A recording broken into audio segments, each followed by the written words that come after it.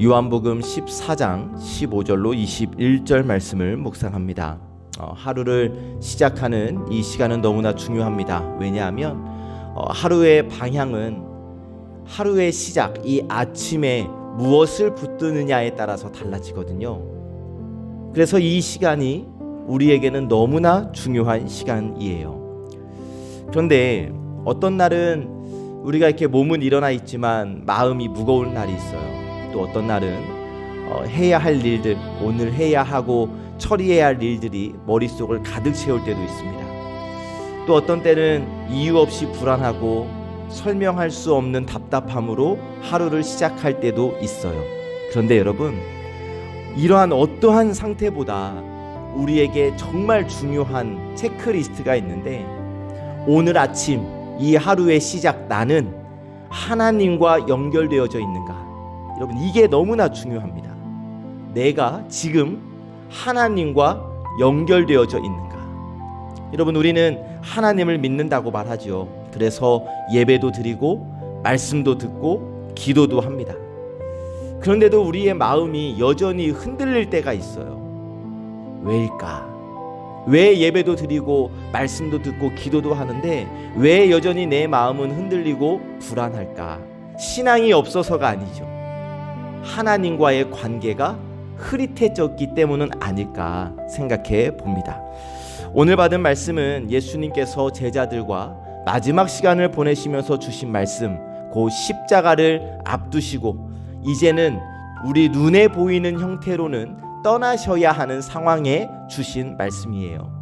자, 그때 제자들의 마음이 어떻겠습니까? 불안하죠. 두렵죠. 이제는 어떻게 살아가야 할지 막막합니다. 그 상황 속에서 예수님이 너무나 중요한 것을 말씀해 주시는데, 너희가 나를 사랑하면 이라고 말씀을 시작을 하세요.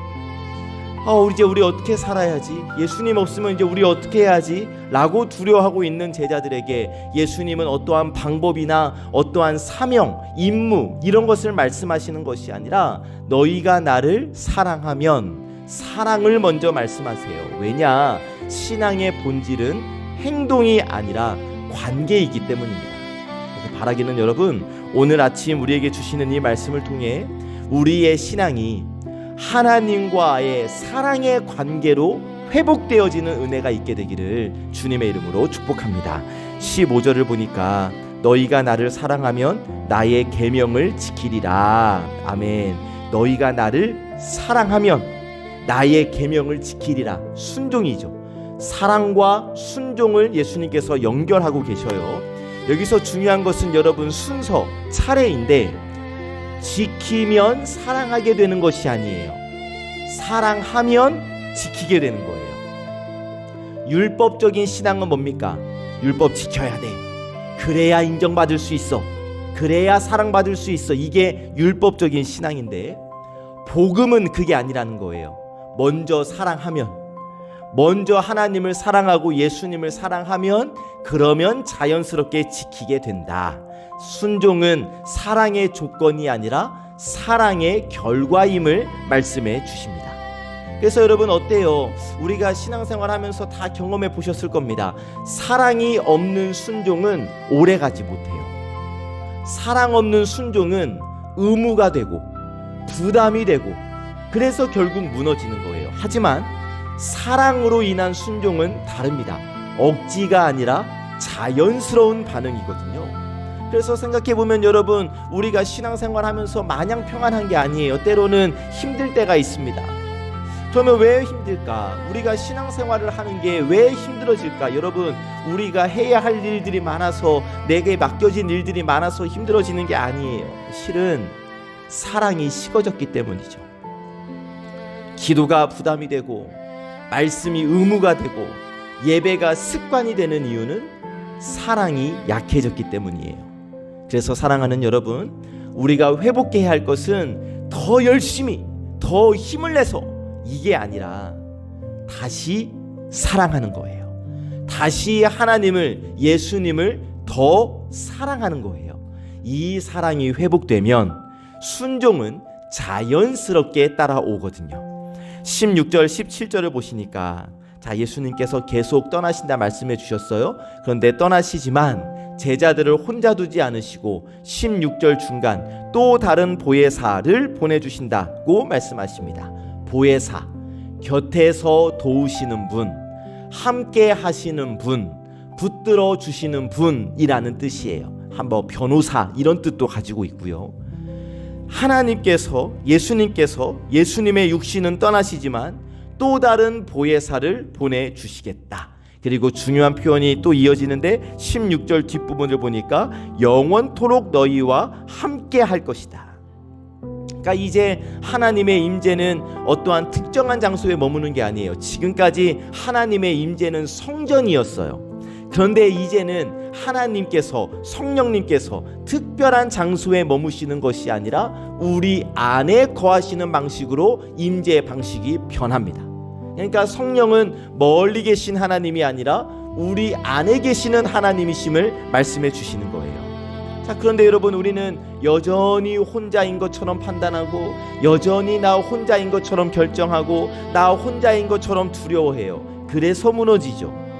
근데 문제는 뭐냐면 여러분, 하나님이 우리와 함께 하시지 않는 것이 문제가 아니에요. 약속 말씀해 주셨잖아요. 영원토록 너희와 함께 할 것이다. 하나님이 우리와 함께 하시지 않는 것이 문제가 아니라 문제는 뭐냐면 내가 하나님이 함께하고 계심을 인식하지 못하는 거예요. 아니, 인식하지 않아 버리는 거예요. 그래서 우리의 삶에, 우리의 신앙에 문제가 생기는 거라고요. 사랑하는 여러분, 성령님은 지금도 내 안에 계십니다. 이것을 믿으셔야 하고, 이 믿음과 고백이 회복될 때 두려움이 줄어드는 거죠. 왜요? 우리는 혼자가 아니거든요. 18절 19절을 보니까 먼저 18절, 내가 너희를 고아와 같이 버려두지 아니한다. 이 말씀은 단순히 위로가 아니에요. 예수님께서 제자들의 그 깊은 두려움을 아시고 주신 말씀인데, 자, 예수님은 이제 곧 십자가를 지시고 떠나실 거예요. 제자들의 입장에서는 야, 이제 우리 어떻게 살아야 하냐, 이제 우리는 혼자인가, 이런 두려움이 밀려들 수밖에 없겠죠. 그때 예수님께서 하시는 말씀이 내가 너희를 고아와 같이 버려두지 않을 것이다. 여기 고아는 단순히 부모가 없는 상태를 의미하는 것이 아니라 보호받지 못하는 상태, 의지할 대상이 없는 상태, 혼자 책임져야 하는 상태를 의미하는데, 예수님께서 분명히 선을 긋고 계십니다. 너희는 그런 상태, 고아와 같은 상태, 보호받지 못하는 상태, 의지할 대상이 없는 상태가 아니다. 보혜사 성령님이 너희를 그렇게 두지 않는다 라고 말씀하시고, 이어서 말씀하십니다. 내가 너희에게로 오리라. 18절 뒷부분이죠. 너희에게로 오리라. 이것은 부활 이후의 만남만을 의미하는 것이 아니라 성령을 통하여서 계속 임재하시겠다라는 약속의 말씀입니다. 그리고 19절에서 이렇게 말씀하세요. 19절 뒷부분, 내가 살아있고 너희도 살아있겠습니다. 이 말씀은 예수님의 생명이 우리 안에 들어오는 것을 말씀하시는 거예요.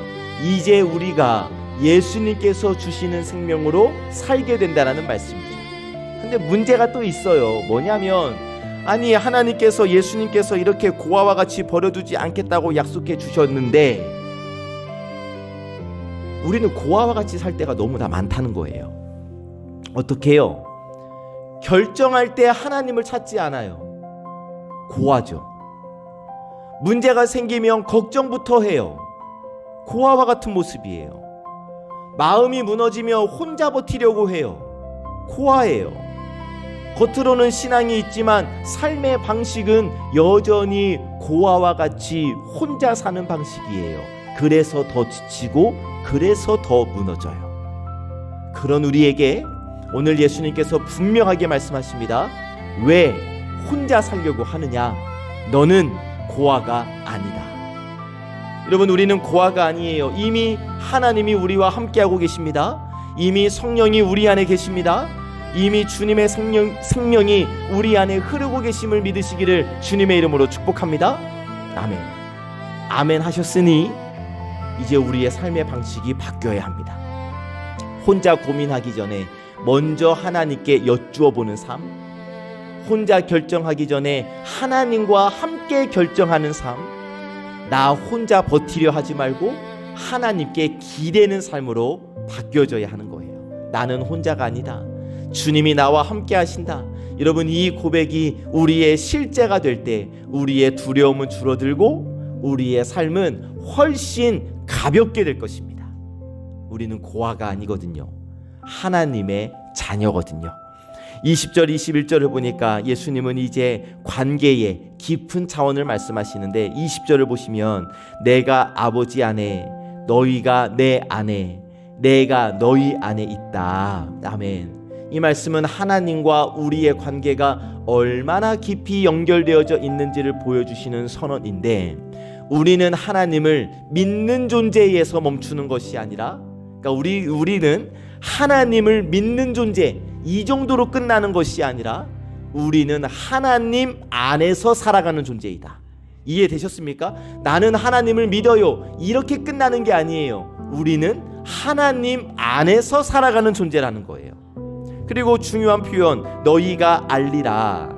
이 안다는 지식이 아니라 경험입니다. 머리로 이해하는 것이 아니라 삶 속에서 깨닫게 된다.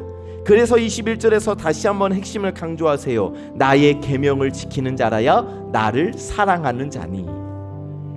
사랑은 반드시 드러나요. 숨겨질 수 없어요. 입술로만 사랑한다고 말하는 것이 아니라 삶의 선택과 방향으로 나타나요.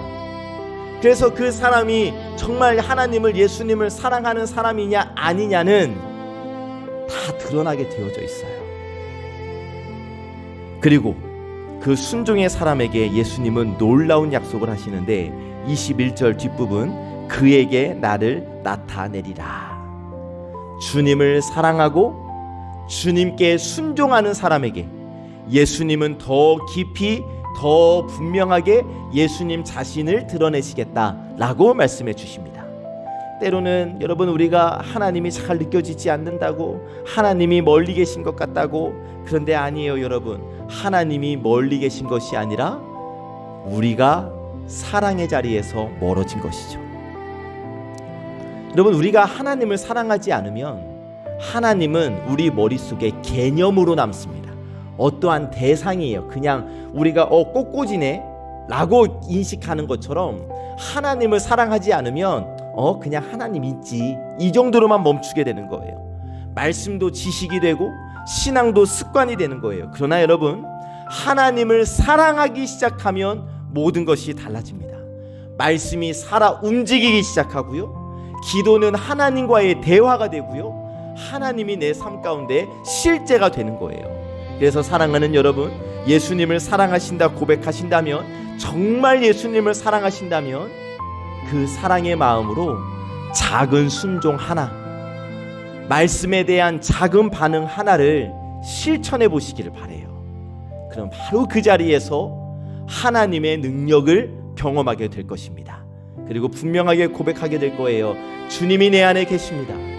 하나님이 정말 살아 계십니다. 언제요? 우리가 하나님을 사랑하는 마음으로 하나님의 계명에 순종할 때 이 일이 나타난다라는 사실. 사랑은 삶으로 이어지고 그 삶 속에서 하나님을 만나게 되니까 여러분, 우리의 사랑, 하나님을 향한, 예수님을 향한 우리의 사랑이 지금 이 시간 회복되어지게 되기를 예수님의 이름으로 간절히 축복합니다. 아멘. 말씀을 정리해 보면, 여러분, 우리의 신앙은 얼마나 많이 알고 있느냐 이게 아니에요. 예수님을 얼마나 사랑하느냐, 이 문제입니다. 사랑하면 순종이 따라와요. 사랑하면 하나님이 멀게 느껴지지 않아요. 사랑하면 내가 혼자가 아니라는 사실이 분명해져요. 그래서 예수님은 마지막까지 사랑을 말씀해 주시는 겁니다. 그래서 오늘 아침 우리가 함께 결단하기 원하는 것은, 여러분, 더 열심히 합시다, 더 헌신합시다, 이게 아니라 다시 사랑하겠습니다. 예수님을께 처음 사랑을 고백했던 그 순수한 사랑으로 다시 사랑하겠습니다. 사랑이 회복되면 우리의 기도는 다시 살아나고 말씀은 나에게 주시는 말씀으로 들려질 것이며 예배는 감격의 축제의 자리가 될 것입니다. 주님을 향한 우리의 사랑이 회복되면 우리의 삶은 달라질 거예요. 혼자가 아니라 함께 살아가는 하루, 의무가 아니라 사랑으로 살아가는 하루, 그리고 하나님을 더 깊이 경험하는 하루가 될 줄로 믿습니다. 오늘 하루 예수님을 향한 그 사랑 안에 거하는 이 하루가 되시기를 참 좋으신 예수님의 이름으로 간절히 축복합니다. 아멘. 기도하겠습니다.